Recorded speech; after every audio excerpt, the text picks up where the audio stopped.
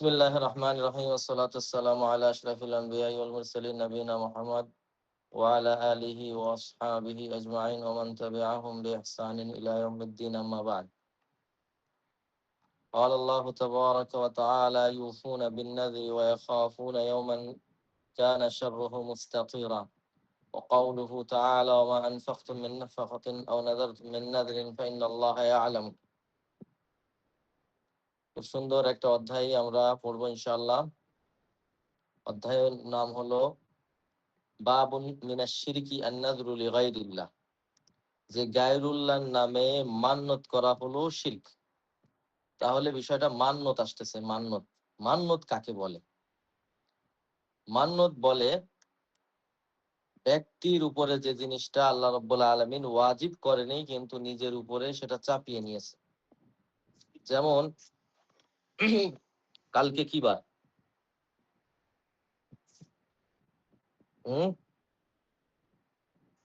বৃহস্পতিবার শেখ। বৃহস্পতিবার, না? বৃহস্পতিবারে রোজা রাখা যদিও সুন্নাত, কিন্তু যদি কোনো ব্যক্তি বলে যে আগামীকালকে আমি আমার উপরে ওয়াজিব করে নিলাম রোজা রাখাকে, এখন আপনি বলেন শরিয়ত কি স্বাভাবিকভাবে আমাদের উপর ওয়াজিব করেছে? এটা ওয়াজিব করেনি, কিন্তু আপনি কি করলেন? বললেন যে না, আমি এটা আমার নিজের উপরে চাপিয়ে নিলাম। যখনই কোনো ব্যক্তি যে জিনিসটা আপনার শরিয়ত চাপায়নি কিন্তু চাপিয়ে নেয়, ওই জিনিসটাকেই মান্নত বলে। তো এখন আমরা যেহেতু অধ্যায়ে আসলাম, তো মান্নতের সংজ্ঞাটা আমরা জানলাম। আবার এই অধ্যায়টা শুরু করে এই লেখক রহমাতুল্লাহ আলাইহি তিনি বলছেন ইউফুনা বিন নাযর। হ্যাঁ, ইউফুনা, ওয়াফা, আল ওয়াফা মানে পূর্ণ করা, বিন নাযরি ওয়া ইয়াখাফুনা ইয়াওমান কানা শাররুহু মুস্তাতিরা, যে যারা আল্লাহ রাব্বুল আলামিনের ভয় করে, আল্লাহ রাব্বুল আলামিনের যে কিয়ামতের দিন রয়েছে ওই দিনকে যারা ভয় করে, হ্যাঁ, ওই দিনের ভয়াবহতা, অকল্যাণের বিষয়ে যারা ভয় করে তারা মান্নত পূর্ণ করে। এখন আসেন, অধ্যায়ের শুরু হচ্ছে গায়রুল্লাহর উদ্দেশ্যে মান্নত করা শিরক। আবার ওই অধ্যায়টা শুরু হওয়ার পরপরই বলা হচ্ছে যে যারা আখিরাতের ভয় করে, কিয়ামতের ভয়াল দিবসের কথা ভয় করে, তারা মান্নত পূরণ করে। তাহলে দুইটা কিন্তু দুরকম হয়ে গেল। দুরকম হলো কিনা বলেন? যে কোনো একজন কথা বলবেন আমার সাথে, তাহলে আমার কথা বলতে সুবিধা হবে। জি শেখ। অর্থাৎ একদিক দিয়ে বলা হচ্ছে শিরিক মান্নত করা, আর এক দিক দিয়ে বলা হচ্ছে যে তারা মান্নত পূরণ করে যদি আখিরাতের ভয় পায়। এখানে মূল কথা হলো মান্নত প্রথমত দুই প্রকার। আমরা ইতিপূর্বেও যখন পড়াইছিলাম, কি বলে, সালাসাতুল উসুল পড়াইছিলাম, বিসমিল্লাহ, সালাসাতুল উসুল যখন পড়াইছিলাম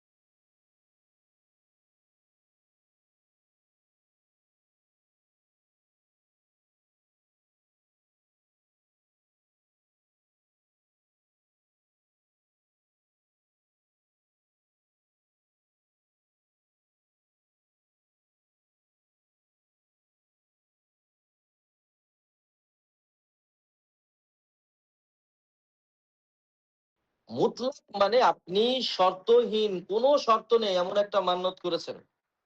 আর মুকাইয়াদ শর্তযুক্ত মান্যত, যেমন আপনি বললেন আল্লাহ আমি যদি এই পরীক্ষায় পাশ করি তাহলে আমি একটা ছাগল জবাই করে আপনার উদ্দেশ্যে জবাই করে মানুষকে, গরিব দুঃখীকে খাইয়ে দিব। এটা হলো শর্তযুক্ত মান্যত। তো শর্তহীন মান্যত যেটা, এটার প্রশংসা করা হয়েছে। আর এ ব্যাপারে আমাদের পূর্ববর্তী মনীষীদের কর্মও রয়েছে। যেমন মারিয়াম আলাইহিস সালাতু ওয়াস সালামের আম্মা, তিনি বলছিলেন, ইয ক্বালাতি মুরআতু ইমরান রাব্বি ইন্নী নাযারতু লাকা মা ফি বাতনি মুহাররারান ফাতাকাব্বাল মিন্নী ইন্নাকা আনতাস সামিউল আলিম। স্মরণ করো যখন ইয ক্বালাতি ইমরাতু ইমরান, হ্যাঁ, ইমরান আলাইহিস সালাতু ওয়াস সালামের আম্মা আল্লাহকে বলেছিলেন, আল্লাহ আমার পেটে যা কিছু আছে, ইন্নী নাযারতু লাকা মা ফি বাতনি, আমার পেটে যা আছে আপনি আপনার জন্য আমি সেটা মান্যত করলাম। তাহলে দেখেন, এখানে কিন্তু তিনি কোনো শর্ত করেনি যে আল্লাহ পেটের বাবু যদি সুস্থভাবে জন্ম নেয় কিংবা আমার যদি এই হয় ওই হয় তাহলে আমি আপনাকে এটা দেব, তা না। তিনি ডাইরেক্ট বলছেন, আল্লাহ আমি আপনার উদ্দেশ্যে আমার পেটে যা আছে মান্যত করলাম, আপনি কবুল করে নেন। তো আরেকটা আছে, যেমন মারিয়াম আলাইহিস সালাতু ওয়াস সালাম, তিনি সন্তানকে নিয়ে যখন সম্মুখে আসতেছিলেন তখন তিনি বললেন, ইন্নী নাযারতু লির-রহমানি সাওমা, যে আমি আমার দয়াময়ের উদ্দেশ্যে সওম, মৌনতা এখানে মান্যত করেছি। ইন্নী নাযারতু লির-রহমানি সাওমা। তো তাহলে আমরা দেখতে পাচ্ছি যে এখানে তারা কিন্তু মান্যত করেছেন, কিন্তু তাদের মান্যতের মধ্যে কোনো শর্ত ছিল না। কিন্তু অতীব দুঃখের বিষয়, বাংলাদেশে মান্যত দ্বারাই যেটা বুঝে শর্তযুক্ত মান্যত। যেমন আমার লাউ গাছে যদি এতটা এই হয় তাহলে আমি মসজিদে দিব, আমার যদি এই হয় তাহলে আমি আল্লাহ আপনাকে এই দেব। মানে কথাটা এমন দাঁড়াচ্ছে যে যে আল্লাহ তুমি যদি আমাকে এটা দাও আমি তোমাকে এটা দেব। নাউজুবিল্লাহ মিন যালিক। মানে আল্লাহর সাথে ঠাট্টা মশকরা হচ্ছে। এজন্য রাসূলুল্লাহ সাল্লাল্লাহু আলাইহি ওয়াসাল্লাম তিনি বলেছেন যে যারা মান্যত করে বখিলের পকেট থেকে কিছু খরচ হয়ে যায়। বিষয়টা আপনারা হাসতেছেন, কিন্তু দুঃখজনক বিষয় যে আমাদের সমাজের মানুষ আল্লাহ রাব্বুল আলামিনের মান, ইজ্জত এগুলি বোঝে না। ফলে তারা আল্লাহ সুবহানাহু ওয়া তাআলার শানে কিভাবে শব্দ চয়ন করতে হয়, কিভাবে ব্যবহার করতে হয় আল্লাহ তাআলার সাথে, এগুলি শিখে নাই। তো আল্লাহ রাব্বুল আলামিন বলছেন, মা কদরুল্লাহ হাক্কা কদরি, যে মানুষ আল্লাহ তাআলাকে সম্মান দিতে শিখেনি, সম্মান দিতে জানে না। মা কদরুল্লাহ হাক্কা কদরি, যথাযথ সম্মান দিতে পারে না। তো আসলে মানুষ সম্মান তো আল্লাহকে যথাযথ দিতে কোনোদিনই পারবে না, তবে তাওহীদবাদী ব্যক্তিরা সম্মান দেওয়ার চেষ্টা করবে। আল্লাহ রাব্বুল আলামিন এই চেষ্টাকে পছন্দ করেন। তো সাধারণ মানুষ আল্লাহ রাব্বুল আলামিনের শানে এমন মান্যত করে থাকে যার অর্থ দাঁড়ায়, তুমি যদি আমাকে এটা দাও আমি তোমাকে এটা দিব। কেন জানি আল্লাহ রাব্বুল আলামিন মিসকিন হয়ে গিয়েছে তার মুখাপেক্ষে। নাউজুবিল্লাহ। ওই যে দেখেন না, আমরা এটা নিয়ে খুব ট্রল করি, আমরা হাসাহাসি করি, ফেসবুকে অনেক কমেন্ট করি, কিন্তু এটা যে একটা পর্যায়ে প্রায় কুফুরির দিকে চলে যায় এটা আমরা কখনোই খেয়াল করি না। যেমন এই যে আছে না যে আল্লাহ তুমি আমাকে 2 লাখ টাকা দাও আমি তোমার মসজিদে 1 লাখ টাকা দিয়ে দেবো, যদি তোমার বিশ্বাস না হয় তুমি 1 লাখ টাকাই দাও আর 1 লাখ টাকা নিজের কাছে রেখে দাও। নাউজুবিল্লাহি মিন যালিক। এটা নিয়ে আমরা এটা নিয়ে শেয়ার দিয়ে হাসাহাসি করি, কমেন্ট করি। নাউজুবিল্লাহ। এটা কিন্তু একটা খুব মানে গর্হিত কাজ, এই কাজগুলি করা যাবে না। আল্লাহ তোমার যদি বিশ্বাস না হয় তুমি আমার, আল্লাহ বিশ্বাস হবে না মানে? আর তোর ভিতরে কি আছে না না আছে, কবে কি করবি না না করবি আল্লাহ রাব্বুল আলামিন সবকিছু জানেন। তোমার বিশ্বাস না হলে রেখে দাও। নাউজুবিল্লাহ মিন যালিক। এই ধরনের কথা আপনি হয়তো বলছেন না, কিন্তু আপনি এটা দেখে হাসতেছেন। আপনি কেন হাসবেন? আপনার রবের সাথে হলো অপমানজনক কথা বলেছে এরা, আপনি শেয়ার দিচ্ছেন। এ ধরনের অনেক কিছু আমি ফেসবুকে দেখেছি, হয়তো আপনারা দেখেননি। যদি না দেখে থাকেন এটা আপনার জন্য ভালো, আলহামদুলিল্লাহ। চোখের সামনে এ জাতীয় কোনো কিছু আসা মানে এটা খারাপ কিছু। যাই হোক, আমরা যেটা বললাম যে একটা হলো শর্তহীন মান্যত, যেটা আমাদের সালাফদের থেকে প্রমাণিত, এটা সমস্যা নেই, এটা আপনি করতেই পারেন। আর আরেকটা হলো আপনার শর্তযুক্ত মান্যত, যেটা বাংলাদেশে এটাই প্রচলিত। কিছু হইতে পারে না মসজিদে মান্যত করে, কিছু হইতে পারে না দরগায় মান্যত করে। সরাসরি গায়রুল্লাহর উদ্দেশ্যে মান্যত করাই হারাম, মানে শিরক। আর যদি আপনি আল্লাহর জন্য শর্তযুক্ত মান্যত করেন তাহলে এটা হলো মাকরুহ। এটা আল্লাহ নবী সাল্লাল্লাহু আলাইহি ওয়াসাল্লাম সর্বদা এটার ব্যাপারে তিনি মানে উৎসাহিত করেননি, বরং এটাকে অপছন্দ করতেন। তবে কোনো ব্যক্তি যদি তাকওয়ার ব্যাপারে কোনো একটা শর্তযুক্ত মান্যত করে ফেলে তাহলে সে মান্যতটা পূরণ করবে। কারণ আল্লাহ রাব্বুল আলামিন বলছেন ইউফুনা বিন নাযরি ওয়া ইয়াখাফুনা ইয়াওমান কানা শাররুহু মুস্তাতিরা। এবার তারপরে একটা পড়েন, ওয়ামা আনফাকতুম মিন নাফাকাতিন আও নাযারতুম মিন নাযারিন ফাইন্নাল্লাহা ইয়ালামুহু। যে তোমরা যেই মান্যতি করো না কেন, ওমা আনফাকতুম মিন নাফাকা, তোমরা যা কিছু ব্যয় করো না কেন, আও নাযারতুম, অথবা যেই মান্যতি করো না কেন, ফাইনাল্লাহা ইয়ালামুহু, আল্লাহ রাব্বুল আলামিন সব কিছু জানেন। সুতরাং আপনি যদি তাকওয়ার কোনো মান্যত করে থাকেন তাহলে আপনাকে সেটা পূরণ করতে হবে।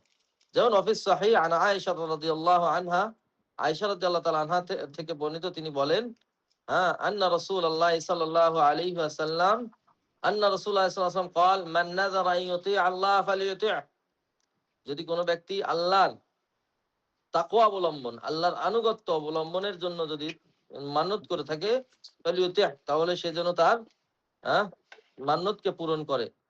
বা মান নাযারা আন ইউতি' আল্লাহ ফালিয়ুতি', যদি কোনো ব্যক্তি আল্লাহ রাব্বুল আলামিনের আনুগত্যের ব্যাপারে কোনো মান্যত করে থাকে তাহলে সে যেন আল্লাহর আনুগত্য করে। ওয়ামান নাযারা আন ইয়াসি আল্লাহ ফালা ইয়াসি, আর যদি কোনো ব্যক্তি আল্লাহর অবাধ্যতা বিষয়ে কোনো মান্যত করে ফেলে তাহলে সে যেন মান্যত পূরণ না করে। এই যে তার মানে গায়রুল্লাহর উদ্দেশ্যে যদি কোনো ব্যক্তি মান্যত করে থাকে তাহলে সে যেন কখনোই কি না করে, মান্যত পূরণ না করে। পক্ষান্তরে যদি কোনো ব্যক্তি আল্লাহ তাকওয়ার ব্যাপারে মান্যত করে থাকে, সেটা শর্তহীন হোক বা শর্তযুক্ত হোক, তাহলে সে মান্যত পূরণ করবে। আর যদি শর্তযুক্ত মান্যত হয়ে থাকে তাহলে চেষ্টা করবে জানার পরের থেকে আর যেন এই মান্যত না করে। আর যদি শর্তহীন মান্যত হয় তাহলে সে যখন ইচ্ছা সেটা করতেই পারে। আমি মনে হয় আপনাদেরকে বোঝাতে পেরেছি। এখন কোনো ব্যক্তি যদি মান্যত করে বসে, তাকওয়ার মান্যতই করে বসলো, কিন্তু সে মান্যত পূরণ যদি না করে, সে কি করবে? সে 10 জন মিসকিনকে খাবার খাইয়ে দিবে, 2 বেলা খাবার খাইয়ে দিবে। যদিও এই ব্যাপারেও কিছু মতানৈক্য দেখা যায়, কিন্তু আমি স্বাভাবিকভাবে বলছি, 10 জন ব্যক্তিকে 2 বেলা খাবার খাইয়ে দিবে। খাবারটা হবে মধ্যম মানের, অর্থাৎ আউসাত, তার মানে বিশাল হাইফাই খাবারও না, আবার নর্মাল খাবারও না। অথবা 10 জন মিসকিনকে এক জোড়া কাপড় কিনে দিতে পারে, অথবা রোজা রাখতে পারে, 3 দিন রোজা রাখতে পারে। এটা হলো মান্যতের কাফফারা। এখন কথা আপনাদের প্রশ্ন আসতে পারে যে ভাই, যদি কোনো ব্যক্তি শিরিকের ব্যাপারে মান্যত করে থাকে, এখন শিরিকের কাজ যেহেতু মান্যত করে ফেলেছে, এখন সে শিরিক তো যেহেতু করা যাচ্ছে না, তাহলে এর ব্যাপারে কি করবে? তো এর ব্যাপারে শপথ ভাঙার যে কাফফারা এটা দিয়ে দিবে। যদিও আবার এখানেও 2-একটা মত পাওয়া যায় যে না, যেহেতু শিরকের ব্যাপারে সে মান্যত পূরণ করতেছে না, তাহলে এটাই তো ভালো, কিছু করা লাগবে না। তো ওয়াদা ভঙ্গের কাফারা এটা আপনি দিয়ে দিতে পারেন সর্বোচ্চ। আল্লাহু আলাম।